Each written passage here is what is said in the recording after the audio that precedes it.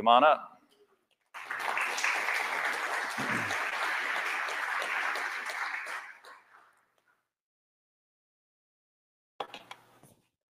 All right, so while they are coming up here, the way that this is going to work, go and grab a seat. This will be the framework we'll be going through, your data readiness levels. I want to take a minute for you all to just quickly scan through this, and just take a mental note of where do you think you stand. Let me pull this up on the screen as well. Where do you think you stand? So you can either circle things that you feel good at, maybe X out things that you think you need help with.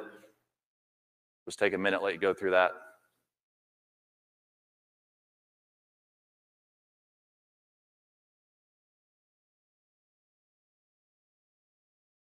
All right, so we may not go through every single box here, but we are going to touch on each one of these levels, and we will leave time for Q&A. So AJ, probably if you are an Elevar customer, you've likely spoken to AJ, the amazing AJ as we call him.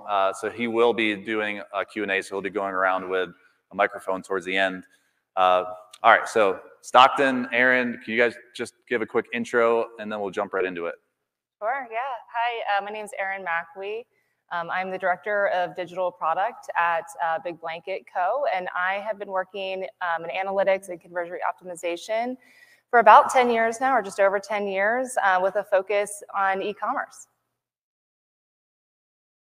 Nice to meet everyone. I'm Stockton. I'm the Director of Strategy at Vision Labs. So, fun little side fact, we rebranded like last week. So we had to change the deck this morning. Thanks. Okay, did it get changed? Nice.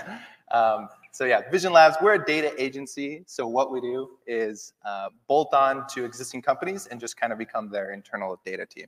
So helping them activate their data by aligning their strategies all the way from data collection through to the visualization, and then working with them to iterate on that and help them know what's working and what's not based on what they're actually trying to do. So that's me. I've known both for quite a long time. Two experts here. I think I introed Erin to Stockton last night. Erin's full stack. She's now learned SQL. She's gotten into BigQuery. So you have two experts up here. All right, so let's start at the bottom here with getting the basics right, level 1. Oh, man, I forgot my joke I thought of this morning. It was going to be like, hey, did you guys hear the news? Universal Analytics is back. That didn't happen, and neither did the joke. But here, who's not collecting GA4 data? You may not be using it, but who's not even collecting it? All right, no hands. All right, good. So assuming you are collecting GA4 data, we are building this foundation. So level 1, we really can't, the structure behind this is you can't jump into business intelligence and leveraging automation and that level 7, 8, 9, 10 unless you get these base levels down in place. So let's start with defining key metrics and conversions to track. Erin, could you just talk a little bit about that and how you do that in your business? Sure, yeah. So I think to start it off is really trying to understand what your business questions are that you're trying to answer. I think there's a lot of things out of, quote unquote, out of the box that you can set up specific to your industry. But in order to really start gleaning some actionable insights, you have to understand, or at least have a good grasp of what types of business questions you want to answer. And that can help formulate a plan on what you want to track and the infrastructure you want to build. Stockton, anything to add to that one? Yeah, I think like maybe just starting from the ground up, right? If you just install the GA4 Pixel, you're going to be collecting some of the basic stuff out of the box, right? Obviously page view, but then they have their enhanced measurement, which is going to be kind of fun to automatically start tracking like some of the outbound clicks and the form submissions and the video views and those types of things. But then just understanding that like everything is now an event. That was like the big thing of GA4 is everything's an event. So just identifying like, okay, on my website, I need to start tracking these events for the key moments that I want to be able to measure. And so what is it that I need to do in order to track that event? And if you're using Elevar or GTM to do any sort of custom events, then it's just kind of defining what that trigger is, what that moment is, what the behavior is on the website to be able to say like, hey, this is something I want to measure, make it a KPI, turn it into a conversion, you're off to the races. So I think that's kind of what I would say is the start of the data foundation is understanding like, okay, GA4 is there. What else do I need to do with enhanced measurement or all of those pieces to come to your KPIs. So to use the comparison to Universal Analytics, we'd have goals.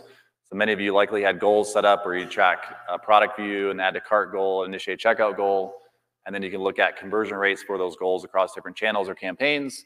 Now with GA4, if you are using Elevar, you have all those events being sent to GA4, and then it's a matter of defining which ones you want to mark as a conversion. So you can look at that same or similar report as UA, your campaign or source medium level, and looking at percentage of add to cart conversions or percentage of initiate checkout conversions. One more thing on level 1 here with Erin. You and I were chatting last week about this. Like you shared insight on the big thing with UA versus GA4 knowledge. Yes. You thought that was a big thing. That was at the bottom. That was like, before you do anything else, you need to make sure what? You get trained because even if you spend 10 years in UA, jumping into GA4 is not as easy and as seamless as you would hope. So even if you have been around the block with Google Analytics, it's still very important to, get trained, get your certification, dive in and just use the platform, because there's a lot of things that you will find that don't work the way that you think they're going to work right off the bat, or things that should align across reports that don't, and it's not necessarily broken. It's just the nuances of GA4 that you have to get used to. So you can't just jump into GA4. You definitely need to get trained. Yeah. Who here feels like you need training on GA4? Alex, I think your hand went up first. We'll get you taken care of. All right, so putting GA4 to use, we'll get up to level 2. Again, polling the audience here. Who has a solid understanding of the scopes? So in GA4, you have user scope, session scope, event scope. Who has a solid understanding of how those work? All right, we got a couple. So let's start there. So who wants to break down scopes? And I'll leave it there. Take it over. Stockton? Sure. Yeah, so I think like in Universal Analytics, we're somewhat used to what a user scope is and what a session scope is, and then they didn't really have this concept of event level scope. Everything in GA4 is an event, so that's kind of the baseline scope, right? An event meaning like that exact behavior that happened on the website, like clicking a button, scrolling 25%, 50%, all of those different things, page views, those are all events. So inside of those events, they have different identifiers, right? They have like a session ID and a user ID, and those are what are used to create these different scopes. So that kind of like, it was really interesting. My vibe was when they came out with GA4, they were like solving the scope issues, but then by having everything be an event level, they almost introduced their own scope issues that they've had to now since kind of resolve. But yeah, there's different scopes in GA4, which gets a little bit confusing depending on which reports you're viewing. And if you're looking at user scope stuff, trying to answer the questions of, okay, is this the first time the user was seen, or are they just active during this time period? When we're looking at sources and mediums, is this the session source the user came from during this session, or is it from 6 months ago, even though I'm looking at this time frame? So there is quite a bit of nuance into understanding some of the default reports, but if you're getting training, definitely get some training on scope, because depending on which report you're looking in, you understand what the scope is. I think that's such a good point, and probably one of the biggest pain points of when you go into the Explorer reports and you start adding dimensions and metrics, and you're like, why isn't my data here?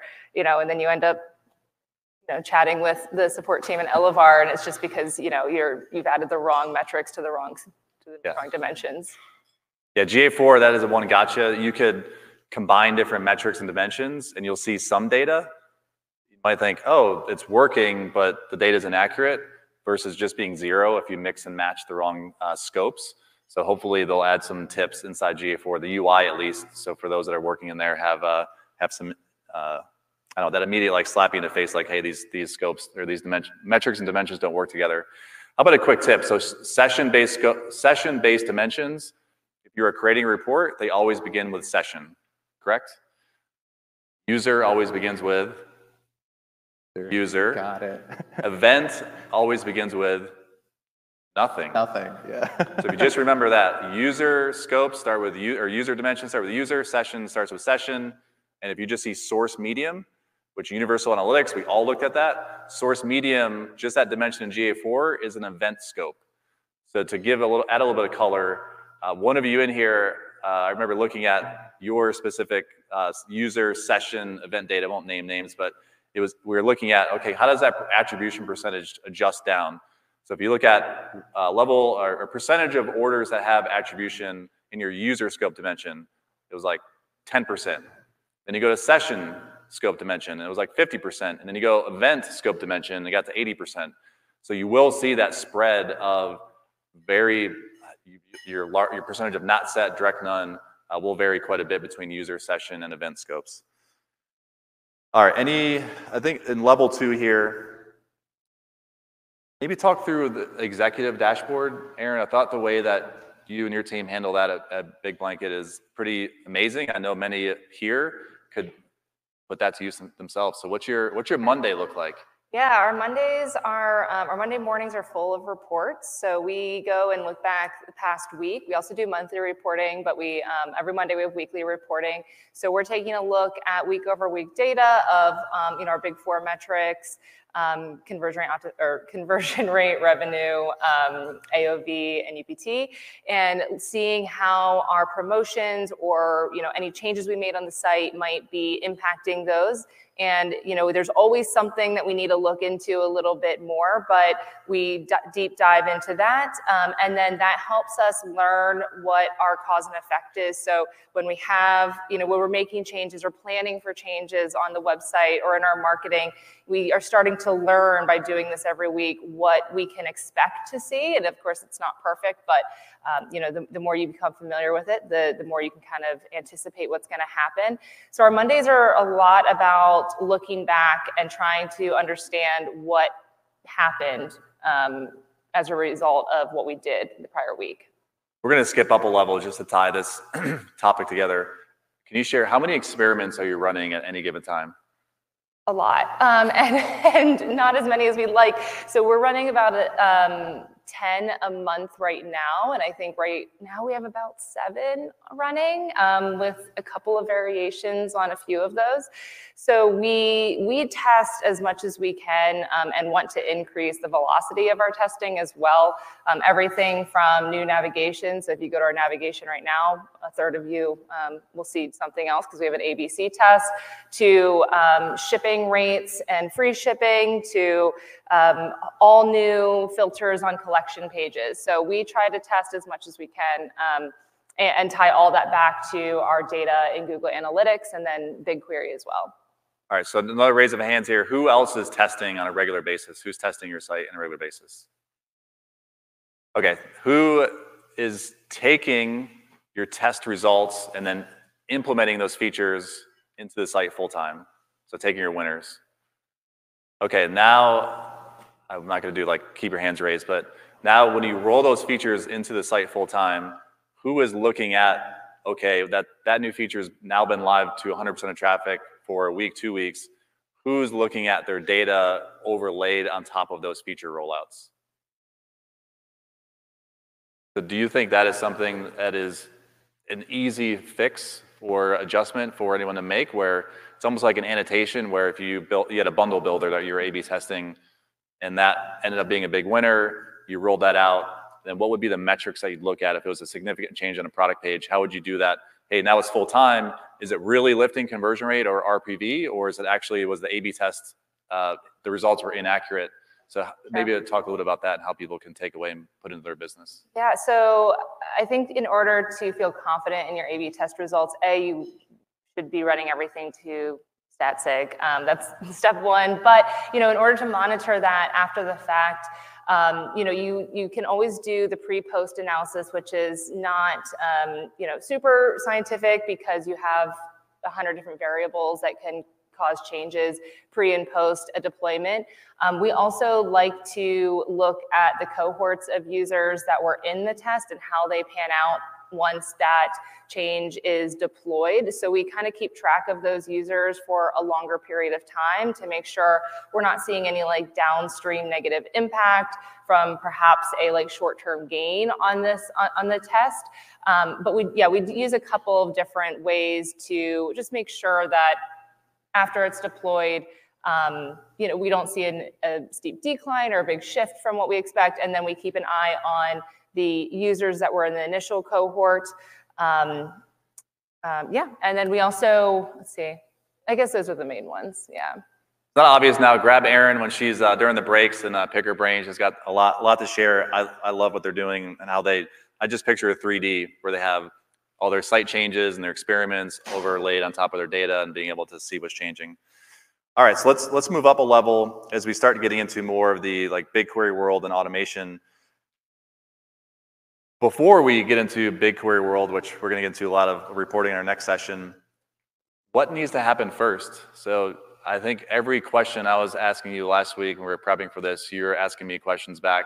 I think there's something you wanted to share about questions when it comes to data analysis, Stockton. Oh yeah, so I guess like to lead in with the BigQuery piece, like first of all, if you haven't linked to BigQuery, go ahead and do that. It's not retro, right? So as soon as you link it, it starts moving the data. But then the question is around like, you have all of this data, right? So it comes down to asking like the right questions from your data, right? If you really want to activate your data, if you really want to get the insights, it's about the question you go in with to ask, right? And usually some of the best questions, you'll find is questions related to what you're actually trying to do. It's like, wow, crack goes well, crazy insight. But if you're asking all these questions like that maybe not be related to something you're actively working on, not move the needle. So some of the best questions are going to be around like your campaign performance, and then we call these the buy questions, right? So if you want to know like revenue, right, then buy what, right? By channel, by campaign, by source medium, by device, right? And so that's where you start coming down into like a little bit more of a deeper analysis where you're like, okay, we had this feature, right? We're doing a new homepage split test. What was the performance of that by these different dimensions? And so just going in with like knowing kind of what questions you want to ask related to a specific thing will help you get more insight out of it instead of trying to figure out what the cohort of people that's on their third thing that, I don't know, it can get pretty crazy. Yeah. I can share something that we've learned, I've seen just in a lot of communication with our own customers is some hesitation on connecting BigQuery just because the word BigQuery can sound scary. It can sound really technical. It's a configuration in your property settings. You just toggle it on. It's essentially free. It just writes to your BigQuery instance. Again, that sounds scary, but it really is simple. Anyone non-technical can do it. There are some hidden benefits to it. So if you really enjoy your data and you want to keep it more than 14 months, that is also another benefit because GA4 does have that 14-month expiration. So it's essentially acts as a backup. So for many that might have been scrambling through the UA GA4 transition and trying to back up some of your UA data, look at it this way. We're just going to back it up. And then the buy questions, just to put a bow on that, I think that's another hesitation that I see in some of, hey, we don't need BigQuery yet because we don't really know how to use GA4. And I try to reframe the question a little bit of, don't think about the technical aspect of setting up BigQuery. And don't put a ceiling, like don't limit your own ceiling of questions that you think you can get out of your data based on what you know about universal analytics, because the potential is so much stronger with whether you're just using BigQuery and GA4 or you're blending data, which we'll be talking with Faye and John here in a couple minutes. But they come up with any questions. Any questions you want, more than likely, you can answer them today. And the BigQuery piece helps solve the problems where GA4 falls short. So if you're on headless, some of the problems around including host name or like having an accurate landing page that doesn't have the query parameters. And like there's all these nuances that BigQuery solves. And so Google's kind of forcing everyone into the Google Cloud Platform Suite, is exciting and pretty cool. But yeah, don't hesitate in thinking that you have to do this reverse ETL data pipeline. It's just BigQuery. It's a spreadsheet. Don't scare everyone away. Yeah. It's a spreadsheet. Don't worry about it. Yeah. All right, let's get into item level analysis. Erin, I'm going to tee this one up for you. So for brands that have, I don't know, what would be, actually, it doesn't even matter. Item level analysis, take it over, because I thought what you are doing is something that I don't see many brands doing yet with GA4, not because they're not smart enough, it's just because of the transition from GA4 is complex and many are just trying to get their footing underneath them. Sure. So we look at our conversion rate through our entire funnel as a whole, right? So add to cart rate, checkout completion, overall conversion rate, pretty standard, but we also break it down by product, which is very telling. So we do it based off of the item itself, but then also users exposed to that item. So we can look at it two different ways to see how, when we push more people to be exposed to a certain product, does that impact that product's conversion rate alone, or do we see a change in our other products as well? And how does that impact things like AOV, if it's a cheaper product or more expensive product, all those things. So we break down our funnel on the item level, in addition to looking at it as a whole. And to do that, you aren't doing anything crazy complex. You are ensuring you have your enhanced e-com data with GA4, and then you are blending with Shopify, correct? Yes. So we also, all the data from GA4, we do push in a BigQuery, and then we blend with our Shopify data off of our order ID. There's a couple other IDs that we could have chosen to use, but we chose order ID because that was also consistent with all of our marketing platforms. So we aren't quite there, but that is on the roadmap to tie all that data in as well. So then we have this cohesive suite of purchasers and then we can see their customer behavior. I didn't pay her to set that up, but did you see how she was describing the levels? So she was going through the levels, they're at their item level analysis, and you mentioned you want to start layering in some of your marketing platform data, which you're not doing now, but she has the foundation level 1, 2, 3, 4, 5, 6, and then getting into more of that, 8, 9, 10, which you really get into that deep data blending. Anything else with edge cases, with item levels, anything else that either of you have seen when it comes to product analysis? I think the only thing is when you're setting it up, if you have products with a lot of variants, you just kind of have to plan for that a little bit ahead of time, because that can get a little bit messy depending on when you trigger views and add to carts and those types of events. So a little bit of forethought is definitely needed in order to make your life a little bit easier on the back end. Yep. Last little nugget on that, I'd say, is also item is like another scope. So you sometimes you can't blend item metrics on other dimensions that you want to see inside of GA4 exploration reports and things like that. So there's some creative workarounds, but it's another kind of scope issue.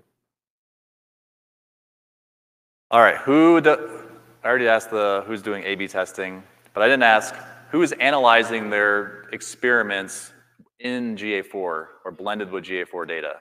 So if you're using any of the tools out there today, which we have a session that will go through those later this afternoon, who is pulling that data in the GA4 and doing the analysis inside of GA4? No judging, no judges here. All right, Adrian, couple, okay. Dylan, the CRO, of course you are. You'll share some insights there. So how about analyzing experimentation data inside of GA4? What's changed when you look at UA, which there are various ways to do it through dimensions and events. How has that changed in GA4? Yeah, so I guess it really depends. There's some, it depends on the platform, but the platform we use to test all of our data is pushed into audiences. So we're able to look at the users and create audiences based off of what tests they were exposed to and then what variation they were exposed to as well. This gives us a much broader range of metrics that we can analyze in an A/B test. So, where you're setting up your A/B test, you might set up maybe 5 or 6 metrics, maybe less, but then you always have a question after the fact of how did this impact this or that, and you're like, well, I didn't really account for that. But with Google Analytics, you have access to a lot of those things retroactively. So if you can build the audience based off the the test, then you can answer a lot more of those questions that you didn't see coming when you initially set it up. You're just building an audience inside of GA4? Yes, yep. Any tips or tricks or gotchas to share? I think the first one would be definitely do an AA test at the beginning, and then make sure that you have these audiences set up. There's been a couple of times where, after the fact, we've looked and said, why are users bucketed into all of the variations in our test? And then it's like, well, now we have to go figure out what the problem is there. So don't skip the maybe boring initial steps of conversion rate optimization. Yeah, data integrity. All right, so as we transition here into blending business data, customer retention data, can you two just talk a little bit about what are some of the easier reports to set up? So let's assume that we're blending some of our Google Analytics data with Shopify data, maybe a few other data sources, but how does that get into some of, I would say, more of the marketing or retention reports? Sure. Yeah, so I think Google is now forcing everyone to use BigQuery, right? So BigQuery is kind of this, we use it as a data warehouse of choice, and so our kind of goal is get everything into BigQuery, whatever that means, right? So if you're pulling in your Shopify data, get it into BigQuery. Facebook, Google Ads, all of your different channel data, get it into BigQuery, because once it's there, you're doing your VLOOKUPs and blending the data that way. So there's some probably some really cool reports that you can do with even just your front-end marketing data and then your Shopify data, right? Skipping kind of the steps in between to give you more of that executive summary type style. There's the MER report, which is pretty popular, where you're taking all of your spend across all of your channels. You can build a nice page around that, so the executives or whoever it is can go to one central place to see all of the different channels, but then blend that with your Shopify data to come up with different calculations, metrics, ratios, based off of just what happened, and from a spend perspective, and from the actual results in your bank account type perspective, and blending that. From there, obviously the sky's the limit. So it's in BigQuery. You can do backflips if you want, and see conversion rates breaking down by ad ID and how that actually flows into Shopify. Erin, yeah, go ahead. I was gonna say, I think that one of the unexpected things that we encountered was by pushing all that data into BigQuery, we're actually able to look at some of the apps that we were using to do these analysis of customer retention, and found that they were redundant because we could basically recreate them ourselves. So it had that, kind of, nice other part to the equation there that we weren't anticipating, that we could get rid of some of the apps that we were using as well. Maybe just share a couple of the retention reports that you were able to pull. Yeah, so because our data is blended with Shopify data, and we can look back at customer data because of that, we're able to see, this customer purchased 3 times, and our kind of like the product that everyone buys, their first purchase is this, and the second purchase usually is going to be this product. So you're able to really understand how the customer journey progresses through each order they make. As we wrap up, and the next session we'll be getting a little bit deeper into levels 9 and 10, which is more than business intelligence. I'm going to save about a minute for Q&A, but there's a timer down there. I got my eyes on it over the death trap. Any last tips on just general data readiness? Anything that you would advise people that they can walk away with today? Don't skip the training. It's the boring part, but it's so necessary. It's so necessary for GA4. What did you use to train? To teach yourself? I don't think there was one specific tool. I think I just used all of the internet, tell you the truth. It feels like, I could probably come up with some good resources, but I have to think about it. Nice.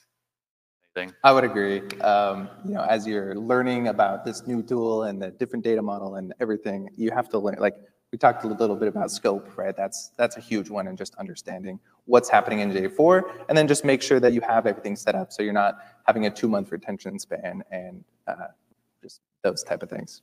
Who's dreading the real-time reporting in GA4? Nobody? No one's dreading the lack of only AJ? Well, you have a GA4realtime.com. You bought the domain for, I don't know, $1 million from Google. So I think you have a free data studio template that people can plug in and recreate a real-time report with your BigQuery data. So it is literally GA4realtime.com. All right, does anybody have any questions while we wrap up and move on to our next session? Alex, AJ, do you got the mic? Yeah.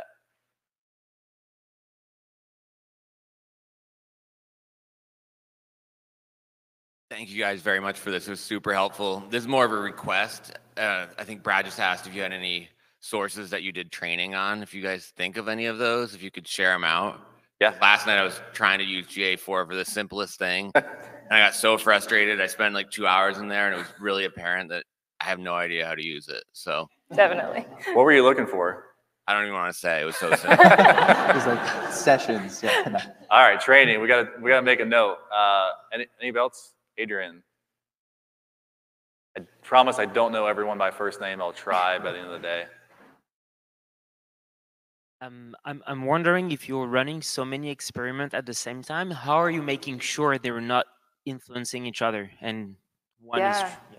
So you definitely have to be cognizant of which swim lanes and parts of the site that you are experimenting on at one time. So we do not run experiments, like we would not run 2 homepage tests at the same time. But what we do is we do have like a navigation test. We might have a shipping test in lower funnel, a landing page test that's being driven to by ads, you know. So we make sure that we do stagger our tests within swim lanes. And then we do have the understanding that there will be some overlap, and that might decrease like the power of your test a little bit, but we take that you know, as a little bit of a risk in order to gain velocity, and we find that that is more valuable. I will do one more, Dylan. Wait, AJ, can you, just so everyone's gonna hear the question. What do you find is the balance between sacrificing data integrity, like getting data distortion, and velocity of tests? Yeah, so it's, to tell you the truth, it's not super scientific right now. We do not have like a hard number or anything like that. We do primarily go off of the splitting of the swim lanes. We are refining our process internally, so I hope to get to a point, you know, put some more structure around that. But right now we are still trying to build that velocity, build a culture of experimentation. And I think with some guardrails like the swim lanes, it really helps us, you know, gain the value quickly without getting too complicated right off the bat. By swim lanes, you mean like excluding from other tests? No, so we do not do, we almost never do mutual exclusion. Sorry, we have used some of them in the past. But what swim lanes, I mean like homepage, category pages, PDPs, cart. So just page types, that's how we would block our swim lanes, so to speak. Awesome. For any additional data questions, if you are interested in just understanding the possibilities, Audacity, sponsor here, grab Matt, Ryan, grab them, talk with them. Obviously, Erin, Stockton will be here all day. So if you want to go deeper on this topic. And with that, we are going to go deeper into the BI side of things with John and Faye. Will be coming up here in a second. But Erin, Stockton, thanks. Give them a round of applause. Thank you. Thanks, man.